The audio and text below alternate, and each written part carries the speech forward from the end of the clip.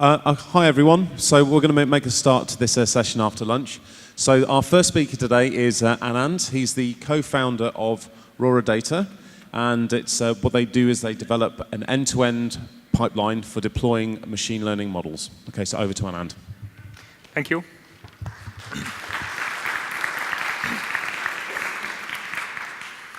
Good afternoon. How many of you are data scientists here? Can I see a raise of hands? Okay. How many of you have deployed machine learning models anytime? Okay. How many of you have tried and thought it's too complicated? Okay. I'm going to start with something interesting. This is called a flapping bird. It's made with a sheet of paper. If you pull the tail, it flaps its wings. Okay. Oops. Sorry, something went off.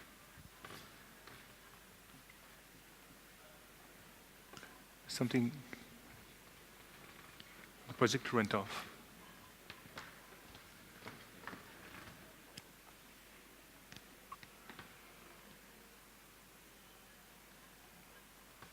Okay. You've got power save mode on it or something. Yeah. This is made with this square sheet of paper. Lines as you see there, each line translates to a fold, and the type of line says what kind of fold it is. Either you fold down or fold up, the mountain fold or valley fold. Even though, for someone who has never done it before, that's a pretty complicated thing to do. Yet, if you look at the end product that we have at hand, it's very easy. So easy that you can give it to a 3-year-old kid, and they'll actually happily play with it. All you have to do is pull it tail, and it starts flapping its wings. You may be wondering why, what is this related to machine learning models? The interesting thing to see here is, even though the implementation is very complex, the end interface is something so simple that even a kid can play with it. For the matter of fact, think about electricity. All of us turn on and turn off electric bulbs all the day. Do you worry about what happens behind the scenes when you turn on a light bulb? Do you think about the generators connected to giant turbines powered by steam, gas, or wind? Do we think about all of them? No, right? We don't. Then why do you have to worry about so many things when you deploy a machine learning model? My name is Anand. I'm co-founder of a startup called Rora Data. What we're trying to do is see if we can help data scientists to build end-to-end machine learning applications entirely on their own. First thing that we started was deploying machine learning models. When I started looking at deploying machine learning models a couple of years ago, when people Google for it, or any people write articles about deploying machine learning models, it looks pretty complicated. You have to use a web framework, GUnicorn, Nginx, and then you have to use Docker, Systemd, Lambda, and so many other buzzwords. Throw the modern buzzwords that you can think of, and people do all of those things to deploy a machine learning model.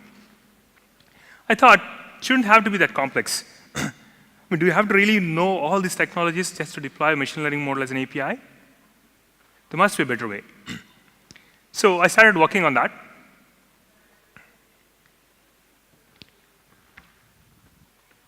Oops. Sorry.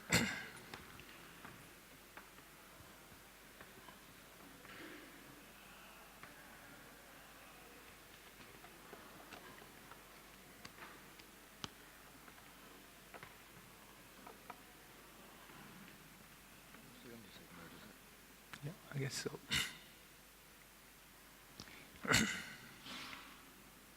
Yeah. So I started trying to look in detail about what machine learning model and what does it take to deploy them. So let's start from what machine learning is all about. So all we do in machine learning is you take historical data, train it, we get a model, and then we give live data and get predictions. So one problem with this, this is a simple way to look at machine learning. But if you'll see, when you're doing predictions, we need to have the model with us to do predictions. There's a tight coupling between the model and doing predictions.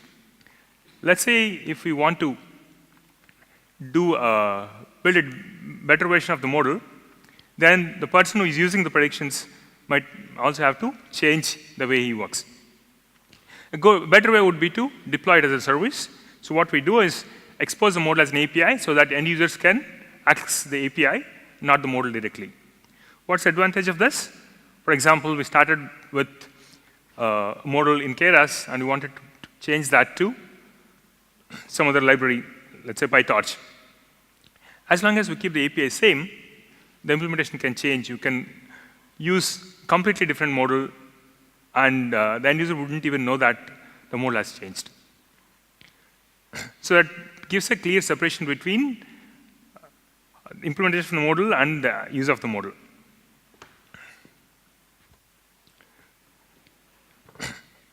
Now, the question is, how do you turn a model into an API? It's not just model into an API, but if you look deep, there are actually different kinds of models. You have scikit-learn model, TensorFlow, Keras, PyTorch, or any other library, and you should be able to convert any of them into an API.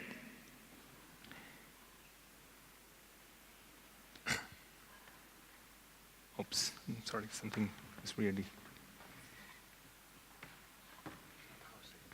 Sorry? No, it's not power saving.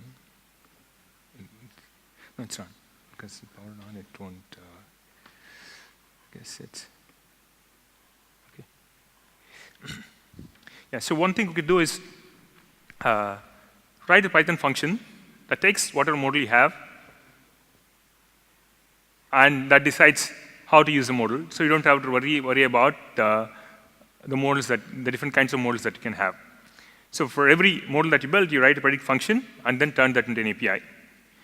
We still haven't figured out how to turn it into API, but what you could do see here is we've translated the problem from deploying a machine learning model to an API to a Python function with an API. Take any Python function, how do you turn that into an API?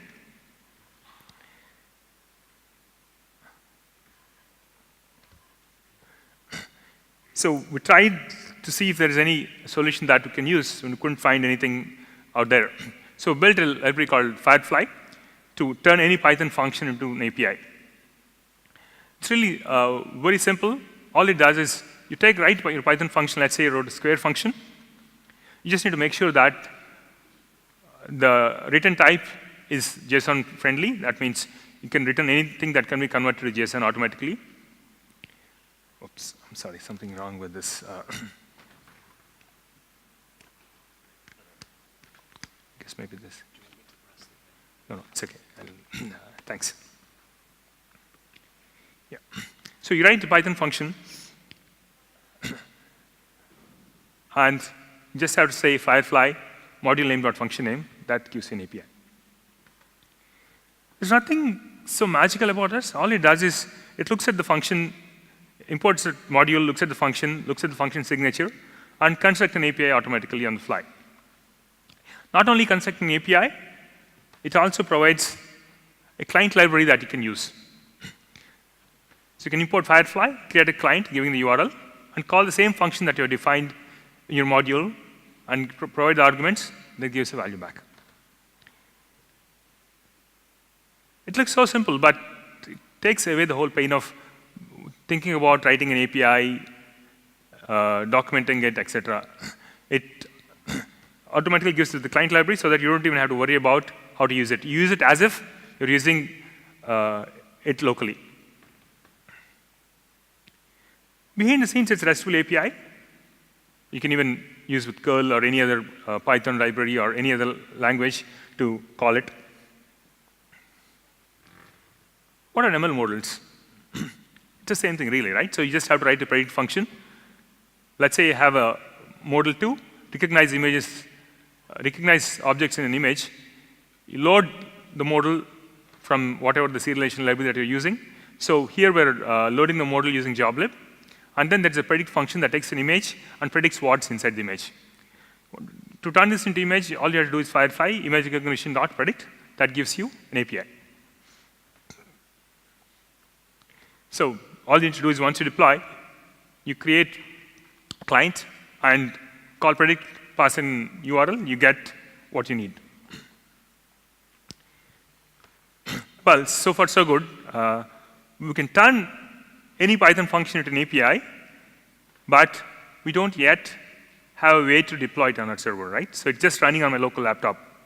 I can say Firefly something, it gives me an API that I can use locally, but how do I make it available to everyone to use?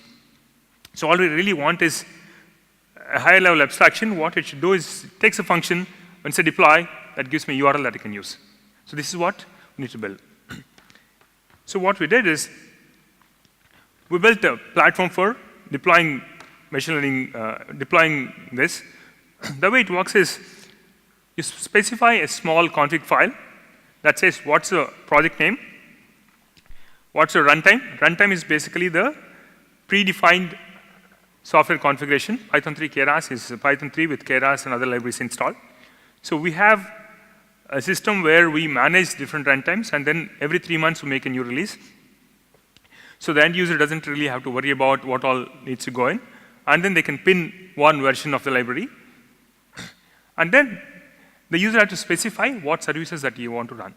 So I want to run a service called API that should take the image recognition module and call the predict function. So that is what I want. So we're basically specifying declaratively what is that we want to do rather than how I want to do those things.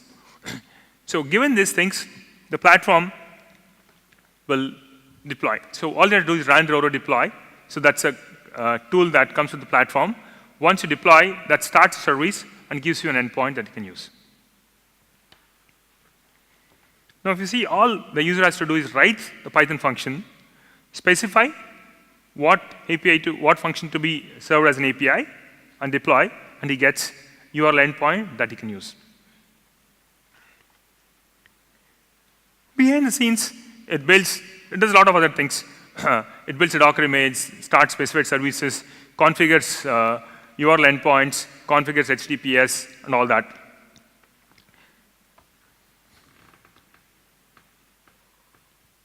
Well, that looks okay, but what if the user wants to give his own dependencies? For example, I want to have my own custom Python library to be used by the API. So we can write a requirements.txt file. The platform borrows the report to Docker interface from the Binder project. Binder is one of the PyData projects that has a project called report to Binder. That has a way of specifying all these things. What we did is, instead of inventing a new way of doing things, we just borrowed the same interface into our platform. So user can write a requirements.txt file. If you want to install any system packages, you can write an app.txt file, and that would install all those packages. Even if that's not sufficient, you can write a post-build script, a shell script that can do any configuration that's required. So that way, even though it's simplifying the most common use by specifying the runtimes, the user can still customize to whatever extents that he needs. Okay, so now we have an API, we have deployed it. We thought, let's try building an app. So you click an image that tells you what's inside the image. So if you start doing that, the first thing that you get is you get an error. Because you deployed an API, and you're trying to use it from some other application through JavaScript, it says cross-origin request blocked. Okay, that's a security model of the browser. It doesn't allow you to send requests to some other domain than the origin. What does it mean is the domain where you're requesting to has to whitelist you so that you can call those APIs. If you're building APIs by hand, you have to worry about all these things yourself. Since we're trying to do it like a platform way, the platform can actually solve these things once for all. So what you do is, we added support to cross-origin resource sharing in the platform. All you have to do is specify which domains you want to allow when you deploy it. So add this new line and deploy again. Now your API is ready for JavaScript support, cross-code support. Now the platform also allows you to specify different size and scale. For example, you want to run the instance on a different instance size. So we have predefined instance sizes. S1 is 1 GB RAM, S2 is 3.5 GB RAM, and we have M1, M2. It can go up to 60 GB RAM instances. You can also scale. I want to run multiple instances. You can just say that I want to run 4 of these things so that it can take more load. If you see, we started with the goal that we want to simplify deploying machine learning models and make it accessible to data scientists that he doesn't have to worry about all the nitty-gritties of what's going behind the scenes. But if you see, the Firefly, when it started, that was an open source project, but this is a platform, it's a proprietary platform that we have built for ourselves. So what we've done is, we did a light version of the platform. It's available as open source. If you look at what the platform does, it does so many things. It takes care of configuring domains, SSL, and so many other things, which kind of requires fair bit of setup, which is kind of not easy to set up easily. But this one is a light version of the platform that runs on one single server. It uses exactly the same API, except you can't specify instance size and scale, etc. And it's the same API. You write what your runtime is, what's your services that you want to run, and deploy. That starts running them on your server. So that's all what we've done. So let's look at the key things here. Deploying machine learning models can be made simple. It doesn't have to be very complicated. Everyone can do it. The problem is, as engineers, we try to forget to distinguish between the interface complexity and the implementation complexity. The implementation could be as complex as you want, but the interface is something that we should try to optimize always. The reason is, when the implementation is complex, it's paid by the developer of that and the ecosystem. But when the interface is complex, it's paid by the user. And every time he uses that. So it's very, very important to optimize the interface complexity. Our work is open source. You can use it, and please build on top of that. And so when you deploy machine learning model, it could be as simple as just pulling a tail and making it flap the wings. Thank you. I'm open for questions.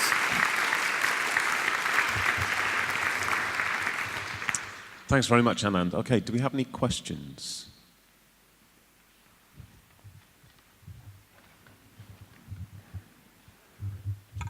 Hi, thank you.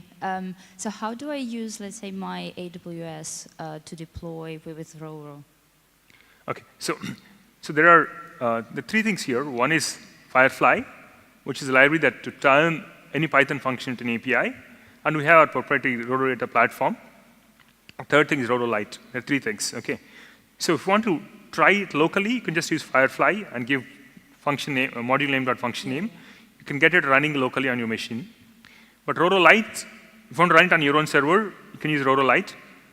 It uses the same API what I've described here. So I just change that YAML file, and that's yes. kind of it. Write an YAML file, and then say deploy. It logins to your server, and then deploys it.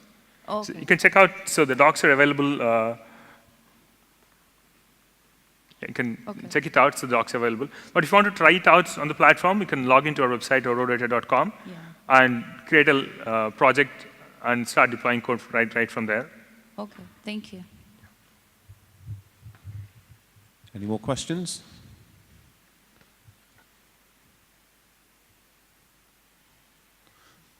No. Okay. Okay, so thanks very much. I'm sure we can thank Anand again.